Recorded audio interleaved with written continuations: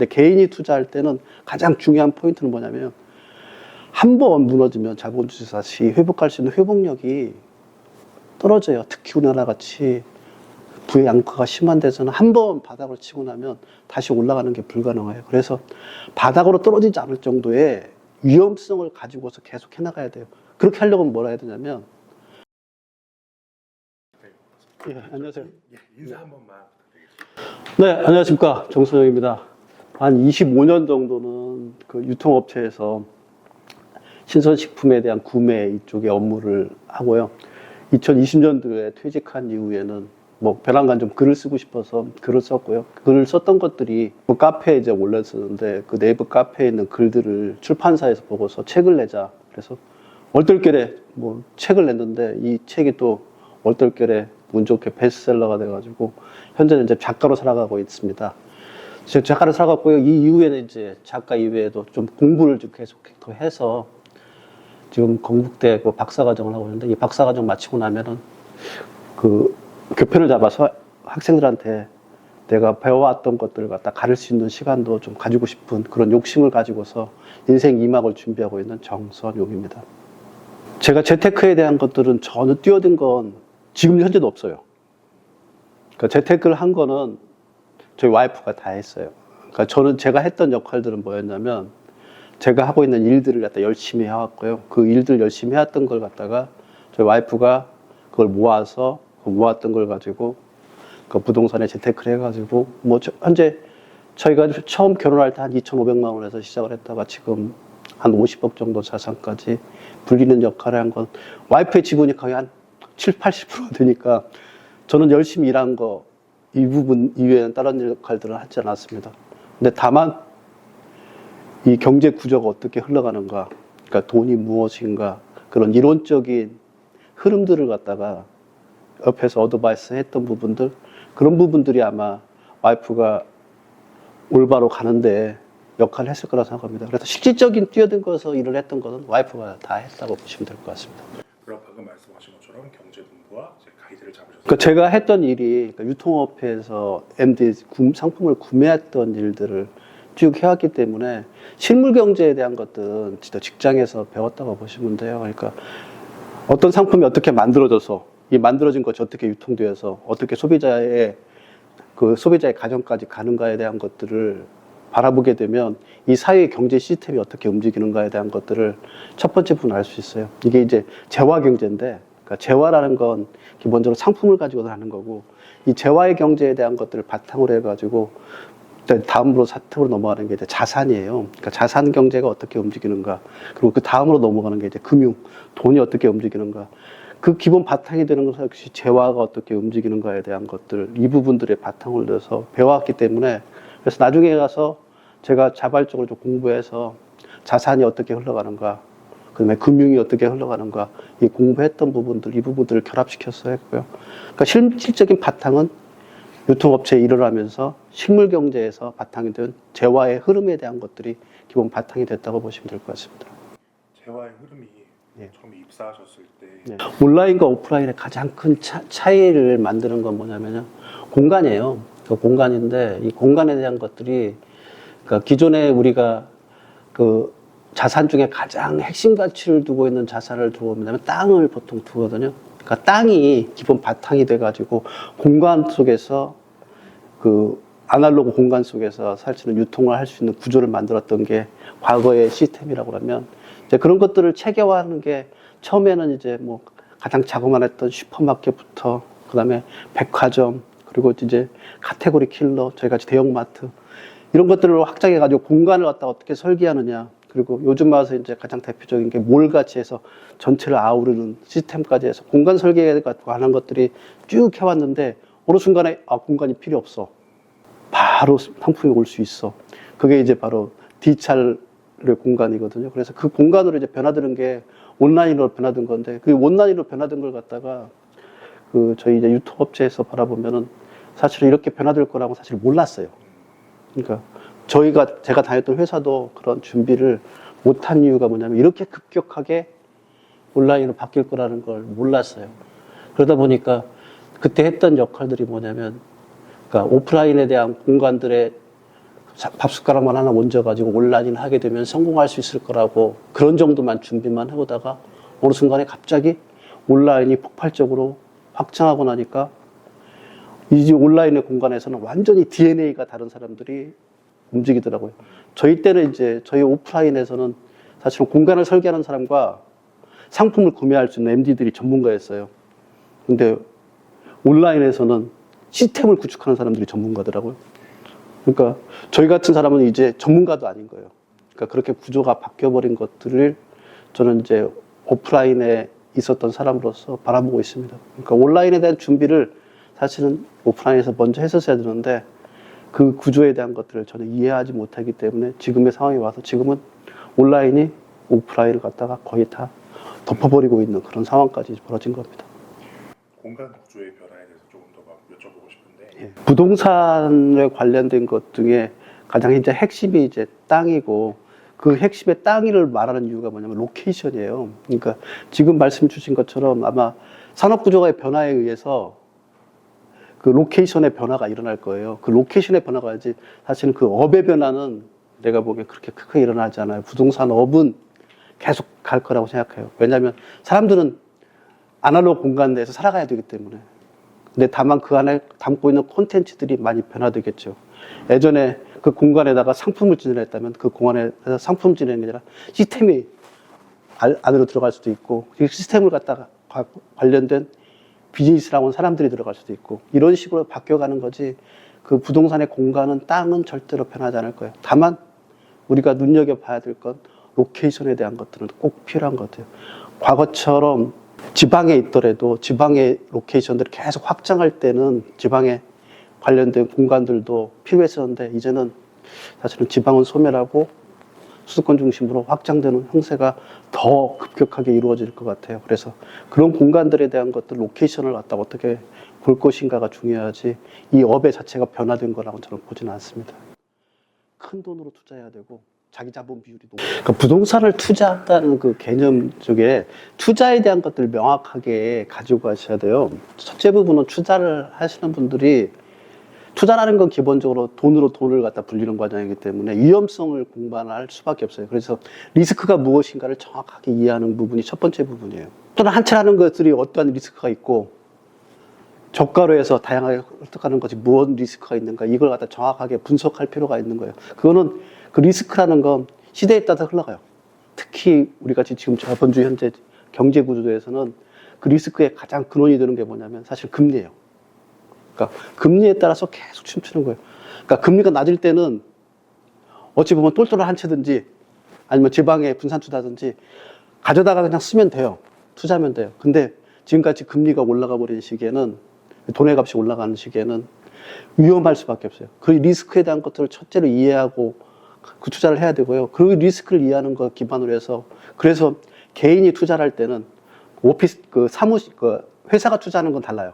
근데 개인이 투자할 때는 가장 중요한 포인트는 뭐냐면 한 번 무너지면 자본주의 다시 회복할 수 있는 회복력이 떨어져요. 특히 우리나라 같이 부의 양극화가 심한 데서는 한 번 바닥을 치고 나면 다시 올라가는 게 불가능해요. 그래서 바닥으로 떨어지지 않을 정도의 위험성을 가지고서 계속 해나가야 돼요.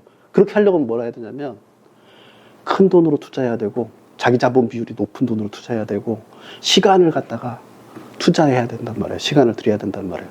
그러니까 이걸 할 수 있을 때 투자한다고 그러면 그게 지방이냐 수도권이냐 이런 개념의 투자가 아니라 중요한 건 자기 내부적으로 자기가 얼마만한 뭉칫돈을 가지고 있나 목돈을 가지고 있느냐 그리고 이 뭉칫돈을 가지고서 얼마나 시간을 갖다가 견딜 수 있느냐 이 부분에 대한 것들을 포커스를 맞춘다고 그러면 저는 투자하면서 기본적인 승률은 거의 90%, 99% 이상은 될 거라고 생각해요. 근데 대부분의 문제는 현재 그 젊은 분들의 가장 큰 문제는 뭐냐면 레버리지를 이용하면 가능할 거라고 생각을 해요.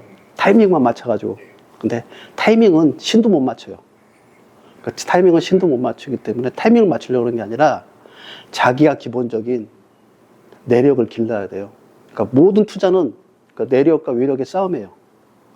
외력이 아무리 강하더라도 내력이 강하게 되면 절대로 무너지잖아요.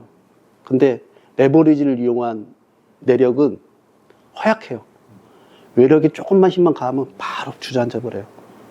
자기 인생에 3번 주저앉고 난 다음에 다시 세울 수가 없는데 그러한 투자는 할 수가 없잖아요. 그래서 부동산 투자를 할 때 가장 큰 원칙은 리스크가 무엇인지를 알고 그 리스크를 갖다가 견뎌낼 수 있는 내력을 키우고 그 내력을 키우는 만큼 시간을 견딜 수 있는 인내력을 필요로 한다는 거, 이 두 가지를 갖다가 기억한다고 그러면 어떠한 투자든지 저는 가능하다고 생각합니다. 아들아, 아버지가 지금까지 25년 살아왔는데 나 진짜 경제 문명이었다.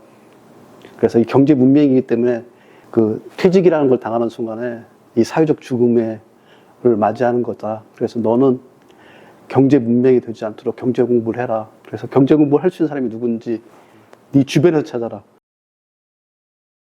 어떤 시간에 어떤 노력을 해야 되는지 한번 설명 부탁드리겠습니다. 그러니까 저처럼 하시면 돼요. 가장 평범한 일을 해야 돼요. 그러니까 직장에 다니고 있으면 직장 일에 열심히 하셔야 돼요.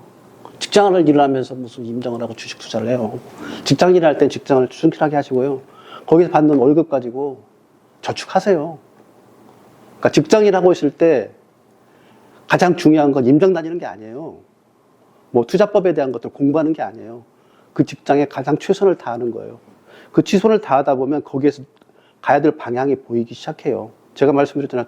제가 가지고 있는 경제 지식의 가장 큰 바탕은 재화에 대한 유통의 흐름을 갖다가 회사에서 일을 하면서 배운 거라고요. 그러니까 몸으로 배운 거란 말이에요. 그러니까 학교라고 저는 생각해요. 직장이라는 건. 그러니까 직장에서 돈을 받고 다닌 학교에서 배워야지. 거기서도 못 배우면서 자기가 가위하고 다닌단 말이에요. 그건 말도 안 되는 얘기예요. 그러니까 저는 그런 걸 갖다 권장하고 있는 일부 경제 멘토들이 있던데 그건 말도 안 된다고 생각해요. 직장하고 있는 분은 직장 일에 최선을 다해야 돼요. 주식도 사지 말라고 그래요, 저는. 직장 일에 최선을 다해서 직장에서 하고 있는 일들이 이 경제 시스템과 어떻게 연결되는가를 갖다가 배워가면서 그 배웠던 걸 가지고서 나중에 가면은 그 월급을 받았던 걸 갖다 모아놓은 걸 갖다 토대로 해서 그 기본적인 목돈을 갖다 만들어 놓은 걸 갖다가 해서 투자해야지. 뭐 직장에 다니면서 젊은 시절부터 공부하고 배워야 될 시기에 투자하는 법들에 대한 것들을 배우려고 한다는 건 저는 그건 문제가 있다고 저는 생각을 합니다. 그러니까 직장에 다닐 때는 직장 일에 올인하세요. 일부 플렉스 하면서 돈을 모으지 못하는 부분들에 대한, 그러니까 소비에 대한 통제, 이 정도 하는 게 저는 가장 훌륭한 직장 다닐 때 투자를 준비하는 작업이라고 생각합니다. 그게 공부예요. 그러니까 다른 공부가 아니라 그게 중에 가장 중요한 공부예요. 직장에 다니면서 경제 베이스를 쌓아가고 퇴직을 딱 하고 제가 이제 다음 날부터 글을 썼거든요. 그러니까 제가 할 수 있는 그러니까 유일한 게 뭘까 보니까 글쓰기는 내가 그래도 해왔던 것 같아요. 그래서 글쓰기에 대한 것들을 하면서 글쓰기를 해서 펜을 딱 잡으니까 머릿속에 딱 떠오르는 생각이 뭐냐면 이거예요. 퇴직하고 나니까 진짜 사회적 죽음을 당한 것 같은 그런 절망감이 있는데 내가 왜 25년 동안 그렇게 열심히 일해 왔는데도 지금 이 순간에 왜 내가 또 사회적 죽음을 당하는 것 같은 이런 절망감에 빠져드는가, 그 이유가 좀 알고 싶었어요. 그걸 그냥 글로 써보자 했더니 글로 써나가는 와중에 자연스럽게 나오니까 내가 경제 시스템에 대한 것들 이해가 좀 부족했구나. 내가 일을 잘하는 일잘러였는데 경제에 대한 것들을 이해가 안 되면서는 경제로 보면 경제 문명에 거의 가깝구나. 그걸 갖다 써면서 이렇게 느꼈던 거예요. 그러니까 손을 써나가다 보니까 점차적으로 이제 그런 것들이 생각들이 정리되어 가면서 하루하루 이렇게 써가게 됐죠. 그래서 제가 퇴직한 다음 날부터 하루에 한 편씩은 A4 용지 2장씩이니까 하루에 한 편씩을 갖다가 50일 동안 그냥 써왔어요. 그냥 의무적으로. 그게 너무 힘들었어요, 솔직히. 글을 쓰는 과정에서. 의무적으로 막 써가는 거. 그래서 의무적으로 써갈 수 있게 하기 위해서 사실 아들을 부른 거예요. 그러니까 써가다가 막히면 아들아 한번 불러오면 내가 아들한테 하고 싶은 얘기가 뭐였지 이게 머릿속에 좀 떨어져요. 그래서 아들에게 편지를 썼던 가장 큰 이유는 쓰다가 막히니까 아들 이름을 불러가면서 아들한테 내가 해주고 싶은 얘기가 무엇일까, 경제 관련된 얘기, 인생 관련된 얘기가 무엇일까를 갖다가 내 스스로 갖다가 리마인드 시키게 하는 작업을 해서 아들아 했고요. 그게 그렇게 쓰다 보니까 아들아 시리즈로 쓰면 좋겠구나. 그래서 아들아 돈 공부해야 된다, 아들아 부동산 공부해야 된다, 아들아 돈 공부는 인생 공부였다, 이렇게 세 편의 책을 갖다가 시리즈로 그냥 자연스럽게 나와버린 것 같아요. 뭐 작가가 얼떨결에 작가가 된 것 같습니다. 아들은 아들아, 거기에는 제가 우리 아들한테 해주고 싶었던 얘기의 핵심만을 좀 끄어가지고, 그러니까 에피소드 형식으로 좀 적었습니다. 그래서 그 첫 번째 부분은 뭐였냐면요. 내가 경제 무능이라는 걸 갖다 자각하는 얘기를. 아들아, 아버지가 지금까지 25년 살아왔는데, 나 진짜 경제 문명이었다. 그래서 이 경제 문명이기 때문에 그 퇴직이라는 걸 당하는 순간에 이 사회적 죽음을 맞이하는 거다. 그래서 너는 경제 문명이 되지 않도록 경제 공부를 해라. 그래서 경제 공부를 할 수 있는 사람이 누군지 네 주변에서 찾아라. 책에서 말고 대학 교수들 아니면 경제 전문가들이 아니라 네 주변에서 실질적인 멘토 역할을 할 수 있는 사람 찾아보라. 네 실질적인 멘토 역할을 할 사람 보니까 내가 그렇게 너희 엄마다. 그래서 너희 엄마가 내 월급을 갖다가 어떻게 재테크화했는가 그 과정들에 대한 것들 내가 기술해 줄 테니까 그걸 보면서 돈이 어떻게 쌓여가고 그 자산으로 만들어가는가를 이해했으면 좋겠다. 그래서 처음에 돈이 들어오는 소득이 있다. 두 번째, 돈이 나가는 지출이 있다. 돈이 쌓여가는 저축이 있다. 그다음에 돈을 쌓여간 저축 이외에 나머지 이제 목돈을 만들기 위해서는 남의 돈을 빌리는 대출이 있다. 그리고 이걸 다 모아서 목돈 가지고 투자하는 돈을 불리는 투자가 있다. 그래서 이 5단계 통로에 대한 것들을 세세하게 기록해주는 그런 형태의 책을 갖다가 1편에 썼고요.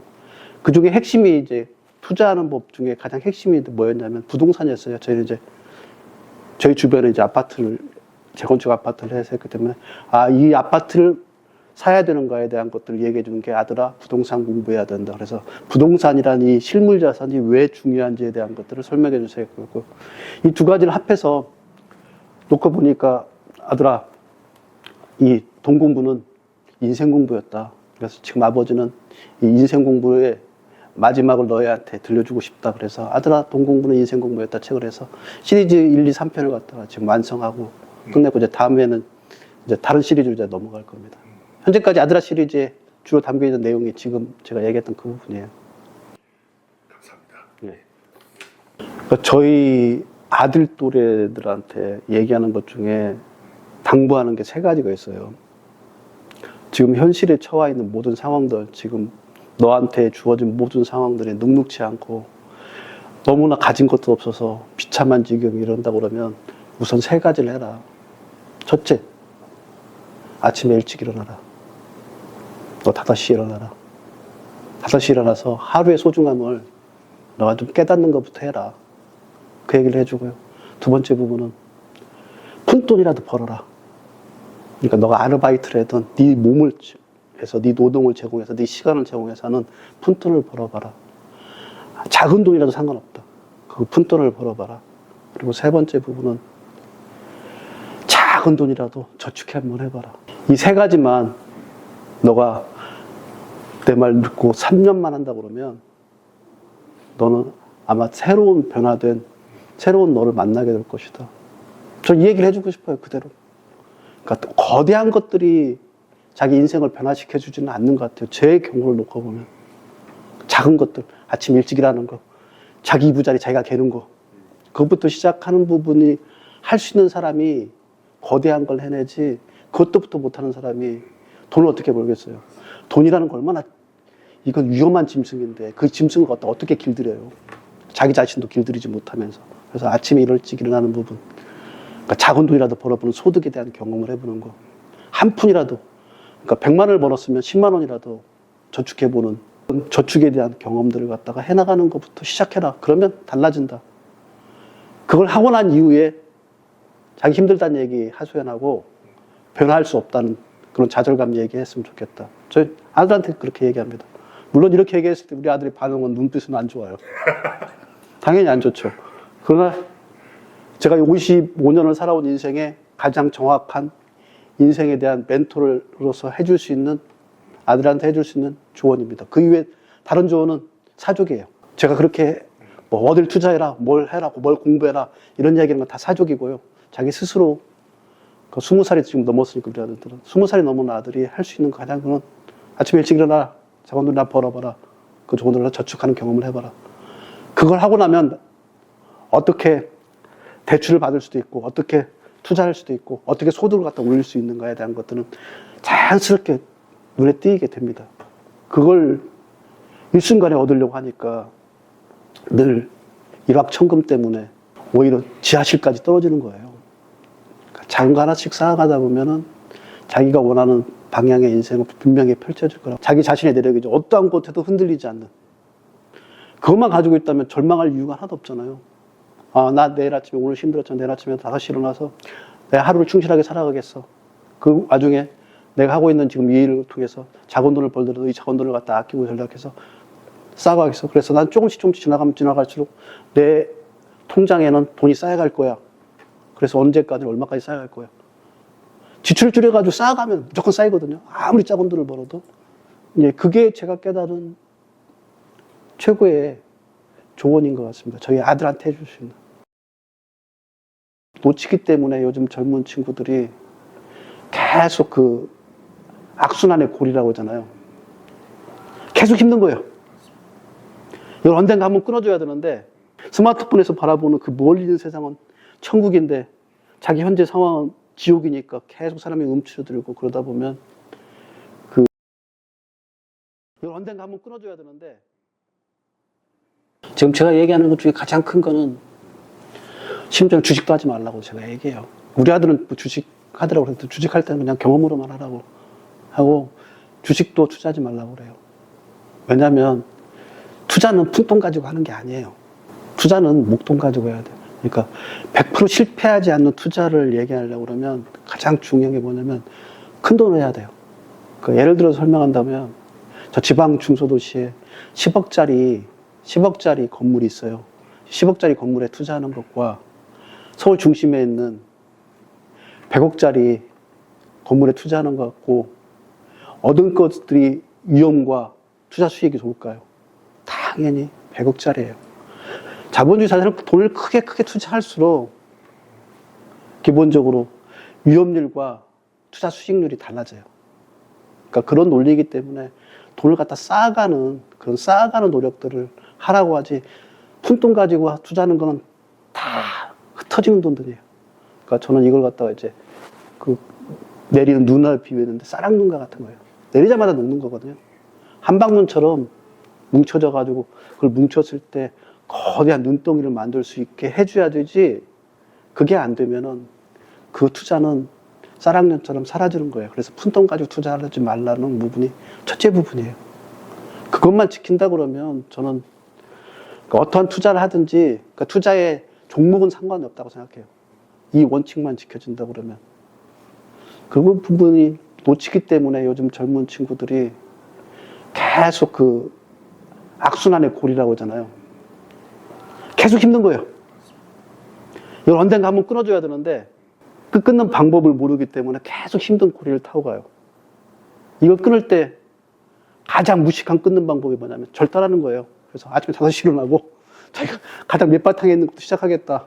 그거부터 해가면서 저축을 경험하게 되면 그걸 끊어낼 수 있거든요. 근데 그 고리를 못 끊어내는 것 때문에 계속 악순환해서 그 악순환 속에서 계속 반복되어져서 계속 고개 숙이고 살아가는 거예요. 그러다 보니까 은둔형 외톨이까지 빠지게 되고 특히 은둔형 외톨이 되면서 스마트폰에서 보여지는 그러니까 멀리 보여지는 거잖아요. 스마트폰에 보여진 세상은 그 세상은 되게 멀리 보여진 세상은 그러니까 그런 말처럼 멀리 보이는 것들은 그러니까 가장 멀리 있는 사람들이 인생을 바라보면 다 희극이고 가장 가까이 바라보면 비극이라고 하는데 스마트폰에서 바라보는 그 멀리 있는 세상은 천국인데 자기 현재 상황은 지옥이니까 계속 사람이 움츠러들고 그러다 보면 그 불행의 악순환에 빠지게 되니까 그 고리를 언제 순간에 딱 끊었으면 좋겠어요.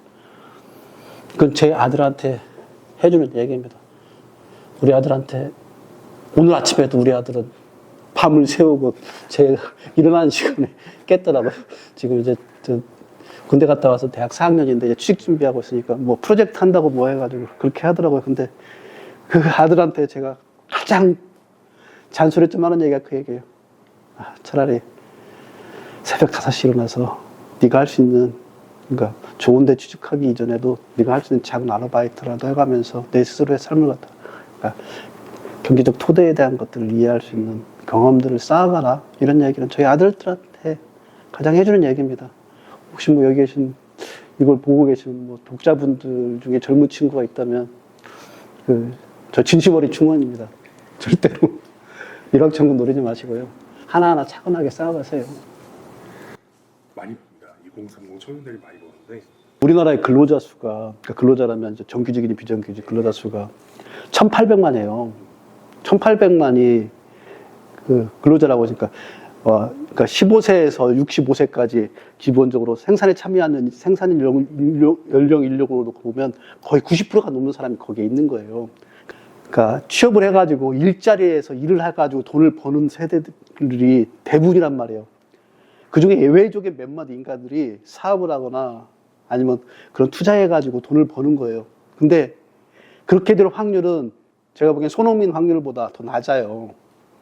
대기업을 가든 중소기업을 가든 기업에 취업해가지고 한 달에 300만 원이든지 500만 원이든지 이걸 벌 수 있게, 그러니까 매달 돈을 벌 수 있게 취업하는 일자리에 대한 것들에 안착할 수 있는 확률은 자기가 열심히 한다고 그러면 충분한 기회들이 많아요.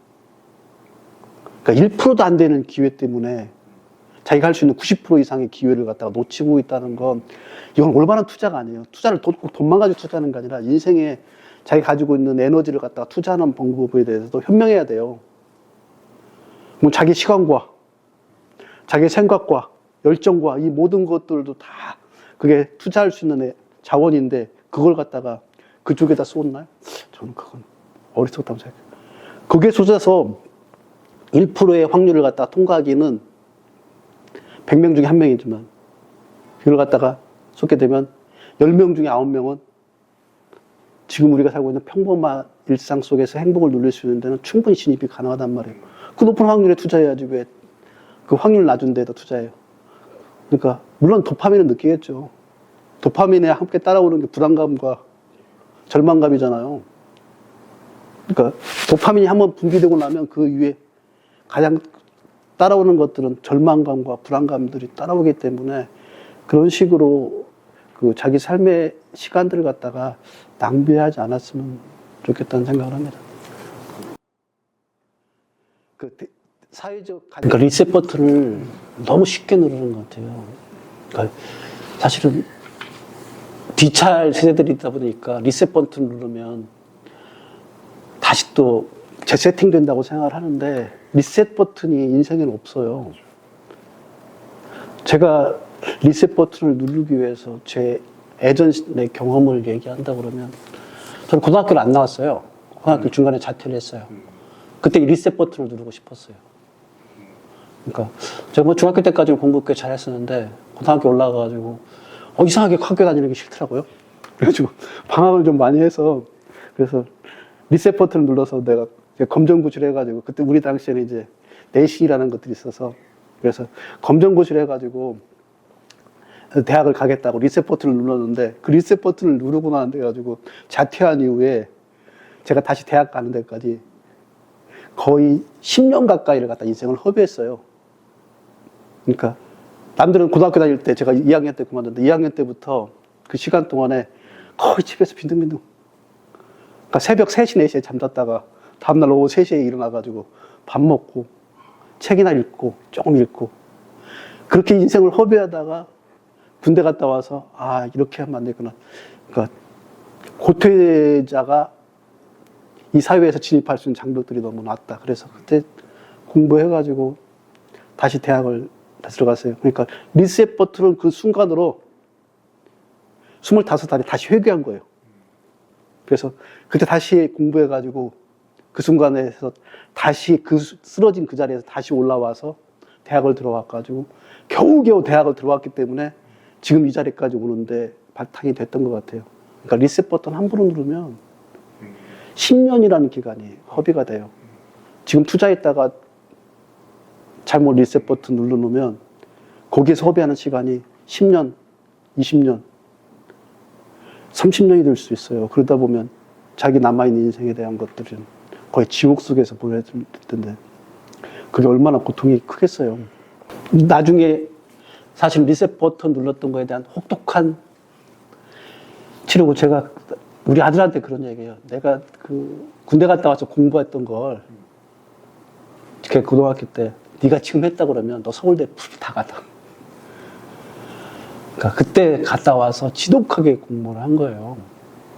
그러니까 잠을 하루에 진짜로 4시간 이상 안 자고 막 지독하게 그래서 겨우겨우 그 사회적 가지고 있는 그 대학이라는 허들을 갖다가 넘어갔기 때문에 그 허들을 통해서 또다시 취업이라는 걸 할 수 있었고 그렇게 하다 보니까 대기업이라는 것들 들어와서 정상적인 인생으로 돌아왔는데 그렇게 돌아오는데 시간이 10년이 걸린 거잖아요.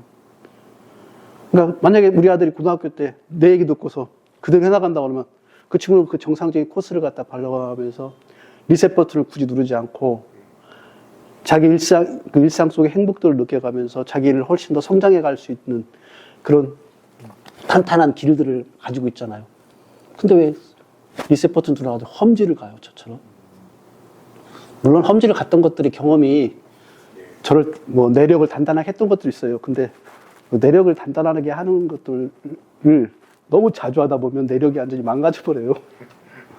그래서 내력을 단단하게 하는 수준의 리셋 버튼은 가벼운 리셋 버튼이 될 거고 그걸 갖다가 반복하는 건 상관이 없는데 잘못 리셋 버튼 눌러가지고 인생이 10년, 20년 아니면 남아있는 전 인생이 바닥으로 떨어지는 것들은 하지 않았으면 좋겠습니다.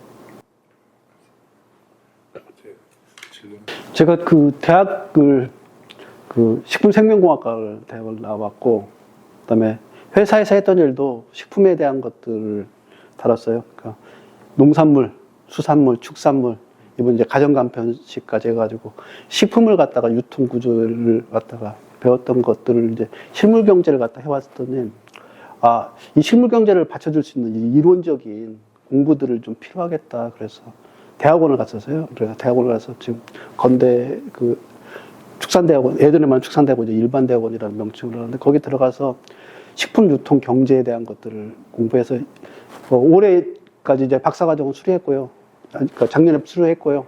이제 올해는 이제 논문을 작성하고 있어요. 그래서 논문의 주제는 제가 이제 그 단백질 식품이라고 그래서 그러니까 우리 인간에게 가장 필요한 게 단백질의 섭취거든요. 근데 그동안 해왔던 거 이제 가축을 통해서 단백질을 섭취했는데 이 가축을 통한 단백질의 섭취에 대한 그런 축산업의 한계가 좀 봉착된 것 같아서 그래서 이걸 대체할 수 있는 단백질 식품들 요즘 이제 많이 부각되는 게 식물성 단백질 식품, 콩단백을 가지고 사는 식품들 아니면 배양을 한다든가 그러니까 그 축사에서 키우는 게 농장에서 키우는 게 아니라 공장에서 만드는 배양을 한다든가 아니면 곤충이라든가 이런 거에서 단백질 인간은 꼭 섭취해야 되는 이 단백질 섭취를 갖다가 다르게 변화할 수 있는 사업적인 변화를 갖다가 모색하는 그런 논문을 좀 쓰고 그 논문을 가지고서 이때 이 이후에는 뭐 작가를 하면서 그 아이들 그 학생들을 가르치는 이제 교편도 잡지만 그 이후에 이제 나머지 이제 그쪽에 관련된 비즈니스까지 좀 연장하려는